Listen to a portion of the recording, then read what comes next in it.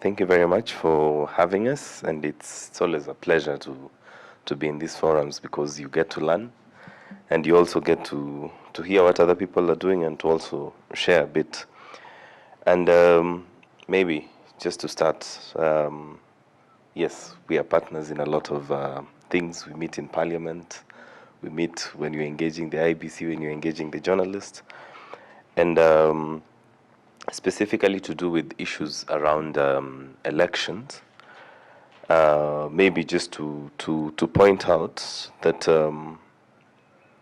I'll take you to 2017, where the National Commission on Human Rights, we monitored elections, and we came up with 3 reports. One was the fallacious vote, which was covering the political party primaries. Then we had Mirage at Dusk, where that was the first election before the nullification by the Supreme Court. Then we had a 3rd report called Still a Mirage. And the reports were very intentional around issues to do with the persons living with disabilities. And just to build on what Madame from IBC said, is one of the key things that we noticed during the political party primaries is the issue on infrastructure. And it also came out during the general election that in as much as we have the polling booths that are disability friendly, but then placement of some of this, especially during the political parties primaries, some of the places had the polling booths upstairs. There were no ramps, so like we'd fail to understand how maybe persons with disabilities were being accommodated during such issues. And even after our reports, we had a memorandum of issues that we wanted addressed, and we shared it with the IEBC. And one of the issues that we're really pushing is the issue of having the ballot papers in Braille form. Because then, as someone said, disability is not inability. I should not, that vote should be mine and mine alone.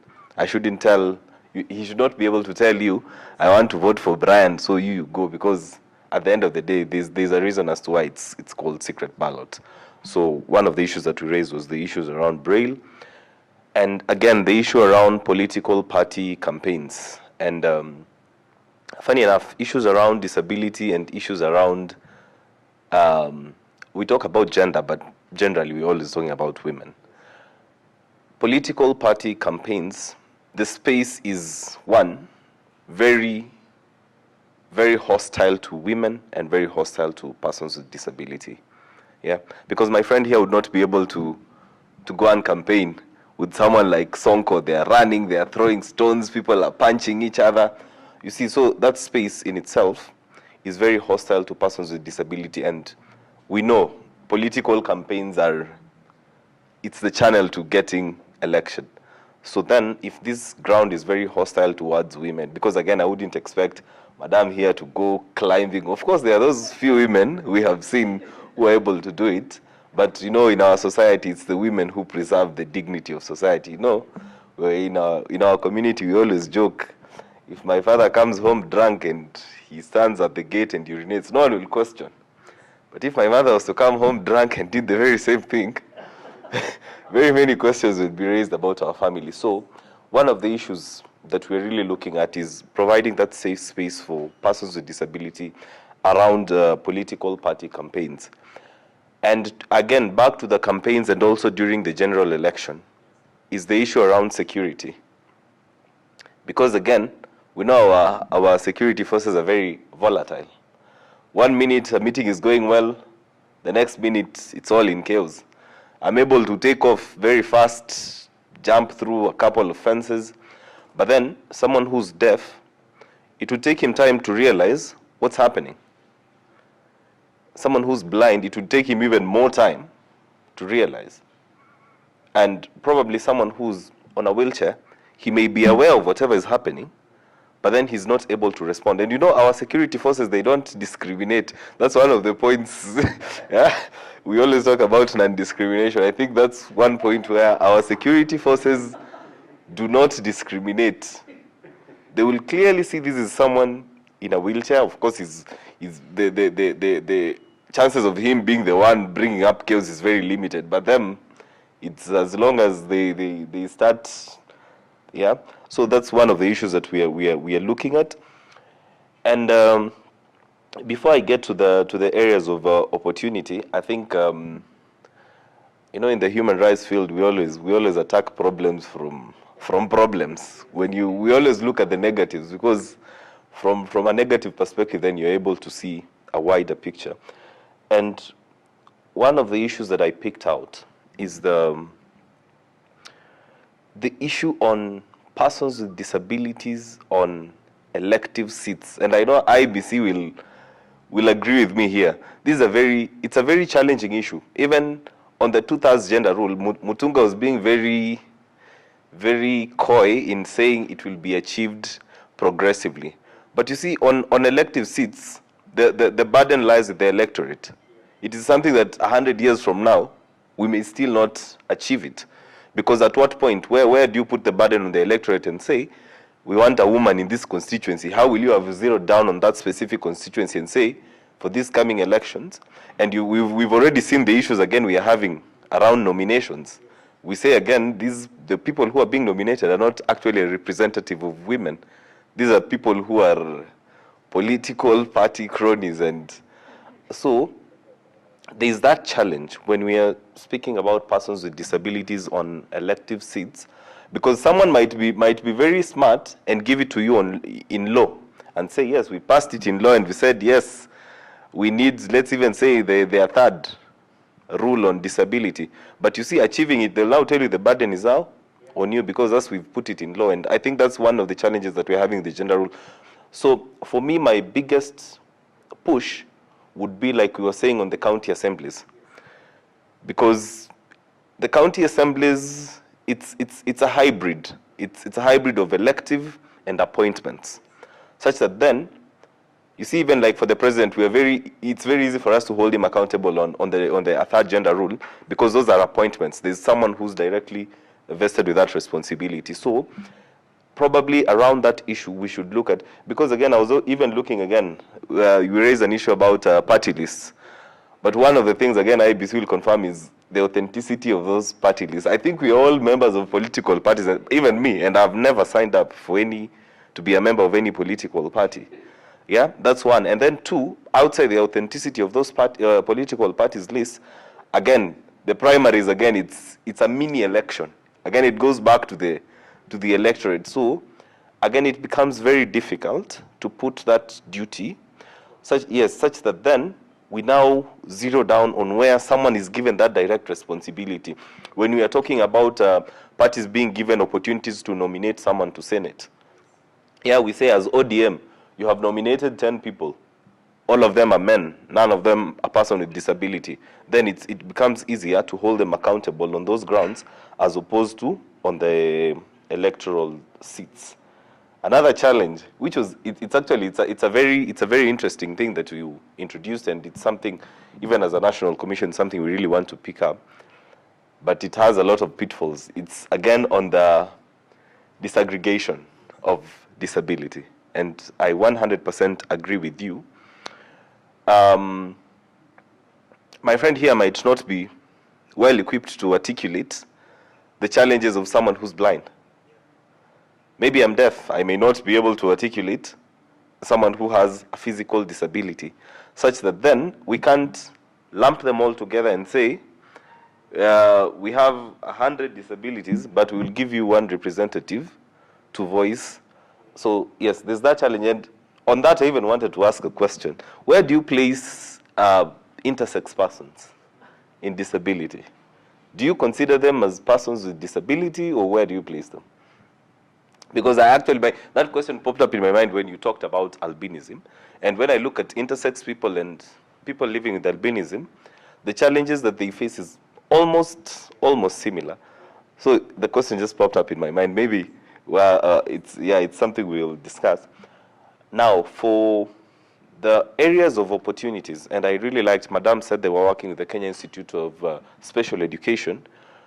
One of the things, when we talk about voter education, they say you can't teach an old dog new tricks. And one of the things that I think even has made people really receptive to matters human rights is we inculcated human rights in the curriculum. And I think it's an area of opportunity for your organization to push for disability through the Kenya Institute of Curriculum Development, for disability to be inculcated into the education system of the country, because we don't understand. People don't understand. Me, I tell you, growing up, we would see a person with disability and you would run away from them. Yeah? And you see, it's not because maybe tulikuwa tunawadharau, it's because we didn't have that knowledge. Yeah? So that gap, right now going to the electorate and telling them, you need a representative they'll ask you why. Because they don't understand. It's true, these are the questions that we are asked. For the longest time, we used to be asked, the human rights, human rights ni nini? Yeah? So I think one of the things that you really need to push for is to have it inculcated into your education system, both for the primary, secondary, and tertiary education levels, because then you'll be bringing up people who are enlightened on matters disabilities. And again, even education-wise, it's unlimited in terms of academia. But you see, because from the ground, no one taught us on anything to do with disability, it's something that very few people like you are thriving, because you really understand the crux of the matter. Another thing that I noticed as an area of opportunity is inclusion. And you need to have, I think you guys have really, you're operating on your own. You're really, yeah, there's a caucus of persons, people who are in the disability field, and you only bring us in maybe for input here and there. But as you were speaking, I was thinking of the National Council on Administrative Justice, yeah? And I thought it was such a brilliant idea, because, you know, the police were acting in disconnect from the prisons, from the courts. And what the NCJ did is they brought all these people together under one umbrella, such that then issues to do with administration of justice these days is very seamless. Anything that comes up is raised at the NCJ. And then it cascades. It's very easy for that chain to follow, because in that one sitting, you're having the police giving their views, the prisons, the courts, so that then you're able to quickly identify where the gap lies. But you see, when you call us, like when you've called us here right now, our insight might be very limited, yet there are very many things, because you see, again, from us learning what you guys do is when we are able to now know this is where, as an organization, this is where we can plug in. And I think that's one of the things that has really helped our interaction with the IBC, because I think these days almost everything, before IBC do something, I'll quickly see a letter to our CEO, like, we are planning to do this, we need your input as the National Commission on Human Rights and what. So then it makes us, because in this process, I think one of the people that 100% has to be part of your journey has to be IBC. Not as a stakeholder, actually they need to be part of the conveners of the process with you guys. So I think that's one of the things. Again, interaction with the judiciary. We go back to issues on capacity. Our constitution, in as much as it's 11 years old, it's still new. There's still things, every day we are getting jurisprudence from the courts on the constitution, such that then it's very important for capacity building on matters disability with the judiciary. Because then, today, if maybe we went to court and said there's no representation on persons with disability, and you have a judiciary who does not understand disability, they'll quickly dismiss the matter. Yeah, because even the human rights journey, if you look at it when we started, it was quite a tough one. But these days, you raise a human rights question, you go to the Constitutional Court, 2 minutes, you've been granted order, the nini has been quashed. So I think also capacity building on the judiciary to really understand the space that you're trying to occupy, because then, in this country, I think we dwell a lot on jurisprudence. Laws so much. I think we say as a country, Kenya is one country where we legislate on everything. It's because our parliamentarians realized, they're making a lot of noise, give them a law. They're making, like right now, I deal a lot with prisons. Right now, prisons, we have how many acts that deal with prisons? About 4. We have the Legal Aid and Services Act. We have the Persons Deprived of Liberty Act. We have the Prisons Act. All of them. But these things being realized now, it becomes a different story. But then when we go to the court, and even right now, again, if you followed the interviews for the CJ, there's this case, Muruatetu, that everyone was being asked. It's because they realized changing the penal code is such a process. So they went for jurisprudence. And you see, the minute the court declared that mandatory nature of the death penalty unconstitutional, guys are quickly running to court and they're saying, well, I was given a death penalty. The court said it's unconstitutional. I want a new sentence. So, and that can only happen if the judiciary is well appraised on the work that you're doing as an organization, is well appraised on matters, disability, such that then I think your cause will run faster. Let me call it our cause. Yeah, it will move much faster if we go the jurisprudential way as opposed to the legislative way. Because the legislative way today, like you said, Senator Mwaura was the one who was pushing. Now where is he? That special space that he occupied, he no longer occupies. And you know, with Parliament, the minute the person who's sponsoring your bill is not there, it's shelved. Someone else will come up with his own bill. I think even the 2/3 rule we had, I think we had Chepkonga, he had his own bill. We had like 3 bills on the 2/3 gender rule. So everyone always has his own agenda, such that then pegging whatever we are trying to achieve on the legislative process, it will hit a lot of pitfalls as opposed to jurisprudence. Right now, even just jog the mind of the court, file a constitutional petition and say what is the position of persons with disability with regards to, and now you'll see IBC will now be running helter-skelter because, we had the same thing with inmates. We went to court and said inmates need to vote. And IBC was saying, oh, they can't do this. And in fact, madam, just to give you a heads up, we are hitting you with another one. Last time they voted for the president only. We are going to court. We now want to say they need to vote for all the candidates. Because going the jurisprudence way, you get results faster. Because right now, if we say we anchor it in law, that we say inmates will, they'll vote probably in 2045 or something. But when we go to the court today and we say, why are inmates only voting for the president when all other Kenyans are voting for all the other candidates? The court says, let them vote for everyone. And we tell IBC how you do it, as we don't want to know. But just know we'll be monitoring the process to ensure that we were in all prisons in the country during the 2017 elections. And I think even in the report that we shared with IBC, we had a proper component on prisons and how the process went and all that. So I think one of the things that we really need to take up is going through jurisprudence as opposed to going through the legislative process, because that drags on for years and then it has a lot of challenges. And even once you get the law, again, you said we had the law in 2003. How many years down the line?